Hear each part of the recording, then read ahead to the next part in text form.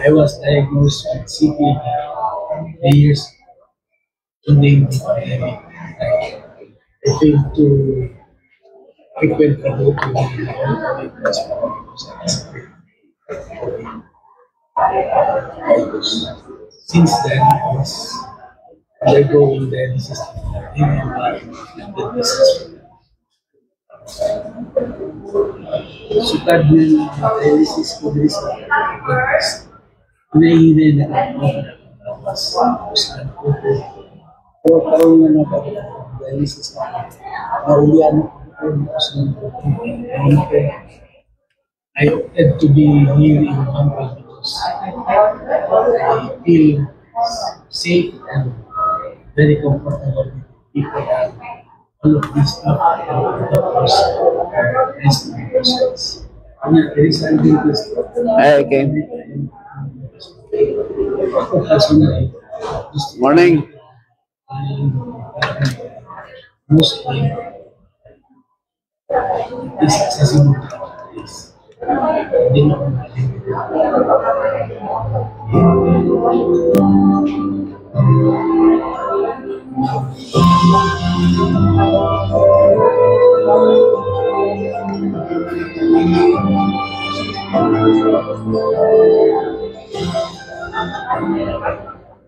Bro, morning bro.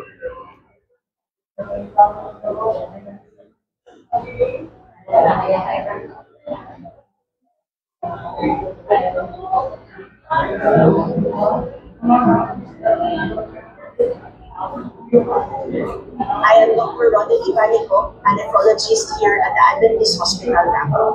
Hemodialysis is considered a life-preserving, life-sustaining, and life-enhancing procedure.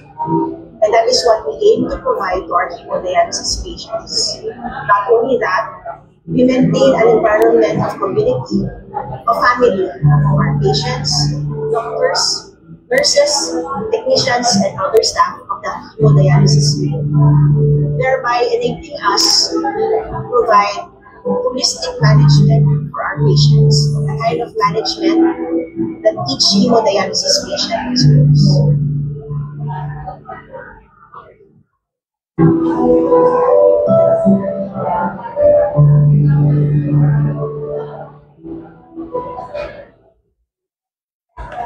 Adventist Hospital Davao operates from a 3-story building as a healthcare institution that continues the healing ministry of Jesus Christ. When COVID-19 came, the HD Mental Health Clinic, or HOFIN, established the Hope Line, a psychological first aid conducted through phone initially for PUMs and PUIs and family members.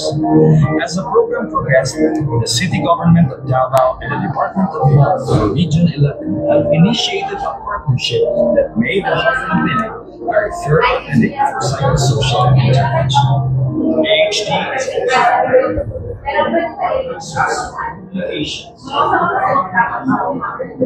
easy access for clients who need psychosocial interventions during this time.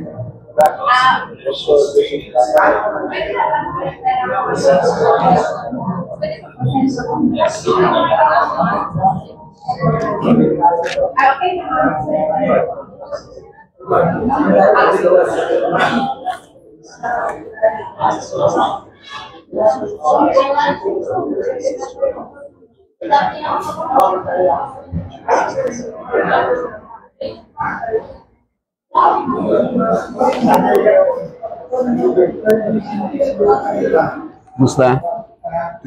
Dili ka ata.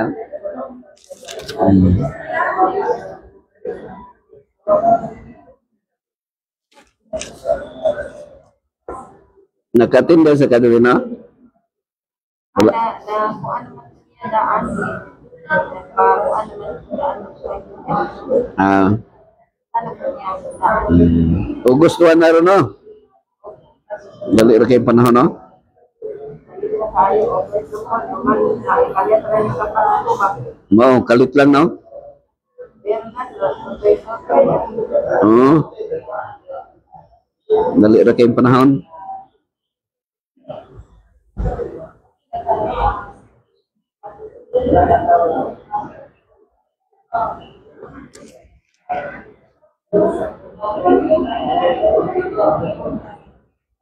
Kinsi kau ba nimo? Ah.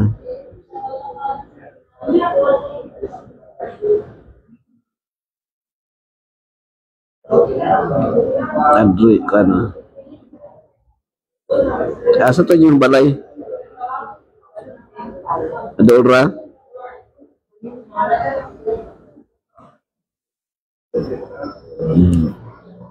Tindas lang dre. Para nga natin ka. Oh, kinsa mo bro? Hindi, tanaw na ko dre ha. Ito mukhang ginatawagan na mag-deliver o bulak. Oh, Mangayo ko bina ako eh. emergency gyud o nya na lang. Dili ako lang, mangayo lang ko. Lagi. Oo. Kawa mo sa kong cellphone. Wala dili mong phone. Oo. Kasi pangalan na ito, nga Bulacan. Sa kuan mo to, Inis man to, Inis. Ikaw ano bro sa oh, tistingi. Oh, Inis flower oh. Ito man dito sa kong oh, karon ka pa deliver bro. Tistingi ako ni. So, kuan mo ngalan no, Lord, ansa ni? Rosita. Sige. Hello, may muntag. Morning. Paki attendance ta, dire. Paki sulat sumpay lang. Ipasa lang dito. Attendance sa kan. Tay program dire nga health lecture.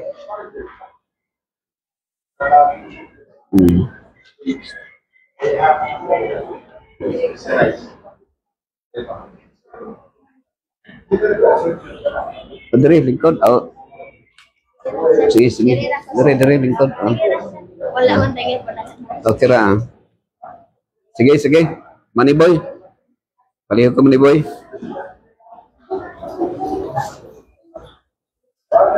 Sige, sige. Money boy. Paliho ko money boy.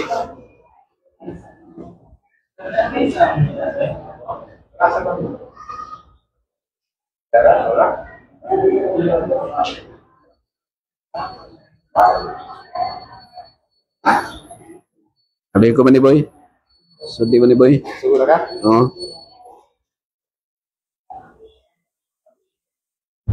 May buntag, mga kailan, mga isa may buntag, dalay ko ng gino, na nagkamin sa atin sa Hospital Davao.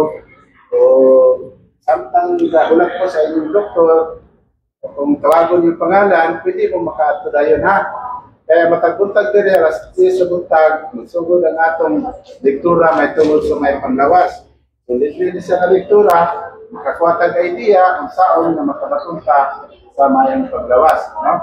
Makalikay ta sa mga sakit, no? Nga siya. So, welcome ta sa Healthy Lifestyle Program ni Pastor Gino Sabandal ang atong hit-up din sa ating Hospital Davao.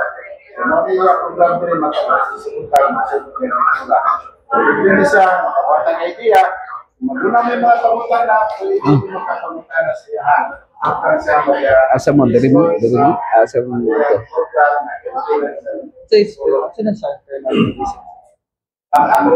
I am si Kwan, Dr. Taliho. Kasi yung pachikap. Ah, sa Derman na diri oh. Oh, Derman. Alas 3 pa man, alas 3. So, ang Alas 3 pa. Wala naman pa rin. Bakit lagi? Oh, sa Derma na. Oh. Lingkod sa mo dito para maka-relax mo. Hulay. Tungod na sa atong panahon karon. Isyo naman kayo. Sakit na sa baga, kung kayo na ikaw tato ang hangin, nahugaw na. So, sa Asa pa mo, layo pa inyong katuan. Ha? Bangi. Amuli pa mo dito. Ah, sige.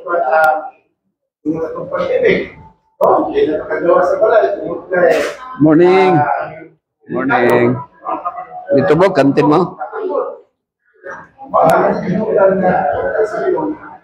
Sa atong panahon na may daghang naman nga ang atong polusyon yun, atong hangin nato, di naman nito. Okay na kung dito ka nagpuyo sa bukid.